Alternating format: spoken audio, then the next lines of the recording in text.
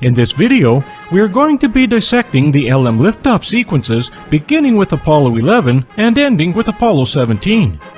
As these sequences were supposedly filmed on the lunar surface in the vacuum of space, let us now take a closer look at some of the problematic areas that Dr. Rasaviharii, Robert Williams, and Scott Henderson have recently discovered.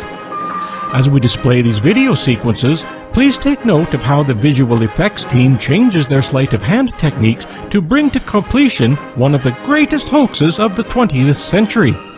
As I was unable to find the complete video footage at the ascent stage, this opening graphic illustration will have to suffice as it has nothing to do with what we are about to display further on.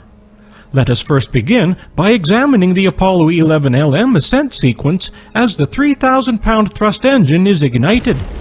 I invite you all to pay particular attention to the rolling text of events occurring on the left side of the screen as the LM prepares for ascent. Let us also pay attention to the voice of Neil Armstrong and Buzz Aldrin as Buzz begins the countdown to engine ignition. Slightly after the LM reaches 36 feet per second up, Aldrin calls out, "This is where things get interesting." The camera being used to film this ascent sequence is referred to as the Maurer Data Acquisition Camera. It is a culmination of a video system combined with a replaceable 16mm film cartridge. This camera is fixed mounted to Aldrin's side of the window frame, peering vertically towards the set surface. As Aldrin calls out, pay attention to what is being displayed as the camera is pointing at the set surface, which remains unchanged. At any time, do you see the scenery changing as the LM is in the pitch-over transition? I don't know about you, but what I am seeing does not match up with the text or the audio. Keep in mind that this pitch-over maneuver was employed for each mission. In order to give you a visual indication of what is taking place, we will next observe the ascent of the Apollo 17 LM from the set surface. As the LM is ascending from the set surface, at 12 seconds in, we again hear one of the astronauts say, "Pitch over." But is that what we are seeing? Let us take a closer look at the onboard DAC camera. Once again, I do not know about you, but what I am seeing does not coincide with the voice of the astronaut. When observing the LM shadow through this sequence, I am still unable to see any change as pitch over occurs. If this is what is truly occurring, then the camera should now show us a vertical version of the set surface as the LM is now facing an extreme side angle after pitch over. Again, this is not what is being displayed. Let us now examine the Apollo 14 LM as it ascends from the set surface. This time, we are going to view and listen to the astronauts speak in their own words as they count down the engine ignition and pitch over. 6, 5, 4, 3, 2, 1, 0. We have ignition. What a liftoff. And liftoff. Roger, ignition. Booze. There's pitch over. 10 seconds. Roger. Hey, baby. Pitch over is good. As you can plainly see and hear, the commentary on the audio track is not in correlation with what we are seeing in this video. I cannot see any sort of pitch-over maneuver occurring, can you? This is yet again an error in simulation. We are now going to examine the Apollo 15 LM ascent from the set surface. Please pay particular attention to the LM's shadow as pitch over occurs around 12 seconds after liftoff. No matter how many times I review this sequence, I cannot see any indication of the shadow changing shape during this phase. At this point, we should also be able to see the rover. At the same time, the LM shadow is lit up like a Christmas tree. How are these things possible? We like to refer to this phenomenon as errors in simulation.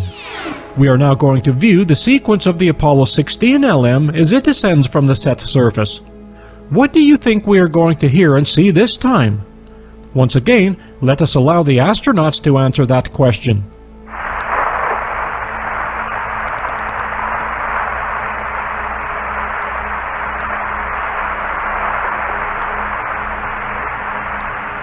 Pitch over's on time. Roger, we saw liftoff. As you can plainly see, the fixed-mounted DAC camera sees no change in perspective whatsoever, just as we have expected. This is yet again another error in simulation. Last but not least, let us review the liftoff sequence of the Apollo 17 LM as it ascends from the set surface. What do you think is going to occur this time? Will we get to view the pitch-over maneuver captured by one camera mounted on the rover and the DAC camera fixed-mounted in the LM window? You guessed it, we do not. At this point in the video, with the camera solidly mounted at an angle in the window, we should clearly see the rover along with the horizon in the back as the camera on the rover at the same time captures the pitch-over of the LM. As both cameras are now looking at each other, what we are seeing is not possible. This yet again is nothing more than an error in simulation. Loading the steam and shrapnel cannon. If you think that we are finished with the LM set events, then think again. Let us now review the footage of the debris patterns and the direction that it travels. Dr. Rasaviharii, a quantum physicist, has been reviewing this footage for some time. He refers to his findings as another smoking gun. I tend to agree after reviewing this film footage sequence with him. Let us first examine the film footage of the Apollo 14 LM ascent from the set surface in real time and then in slow motion. Here we can see the result of the ascent engine being ignited. Keep in mind that when this engine has been ignited, it is incapable of being throttled or gimbaled. It will remain in this manner until the propellant tanks have been expelled of fuel. The craft at this point can only be directionally controlled by its retrothrusters. At the bottom of the LM window, you will notice that there are three distinct patterns of what we refer to as steam patterns going off in three separate directions. As this is occurring, you will note that the debris, or shrapnel as we like to refer to it as, are following the direction of the steam along with the flag. However, if you look at the top of the window, you will see small, medium, and larger pieces of mylar along with other debris flying past the window from the top of the LM to the opposite corner, while one section of the mylar flies past the window at a sideways angle. Since there is a 10,000-pound thrust engine directly below the 3,000-pound thrust ascent engine, there is no place for the expelled fuel vapor to travel. As it cannot travel straight down, it must travel either through the cracks and crevices or through the side of the descent stage. As the bottom of the descent stage to the door of the ascent stage is close to 12 feet in height, this is not the pattern that we would be observing according to Dr. Rasaviharii. Rather, the expelled fuel vapor should disperse in a conical pattern rather than three broken patterns, with the affected debris being dispersed along with it. What we are observing here is that the debris is being dispersed from the top of the LM and falling across the window in a sideways manner. Along with this, we can clearly see a large piece of mylar debris being blown in a direct sideways manner across the window. That means that two completely different events are taking place, one being the shrapnel from the top, and the other taking place from the lower part of the descent skirt. Remember also that this event is supposedly taken on the lunar surface in the vacuum of space. How is this possible? For the answer to this question, let us now take a closer look as the Apollo 17 LM ascends from the set surface. I would like you to pay particular attention to the spray pattern produced by the lunar set regolith as it is being dispersed. You will notice that it too is producing an unbroken conical pattern, unlike what is being displayed outside of the LM window on Apollo 14. Note also that the dust particles linger about in this unbroken pattern even after the LM has left the set surface. The immediate exhaust from the LM bell housing is also producing this unbroken conical pattern shortly after the ascent. Let us now compare the shrapnel patterns as the Apollo 15 LM ascends from the set surface. Watch as we display this in slow motion. In this sequence filmed from the camera mounted to the rover, as the shrapnel bolts are ignited, watch as the shrapnel flies outwards and up. Yet, when we view the exact same sequence from the DAC camera peering out of the LM window, we see the shrapnel spraying past the window in a downward pattern. This would indicate that these film sequences were either filmed at different times or multiple retakes have taken place. I have placed these sequences side by side so that you may have a good indication of what is transpiring.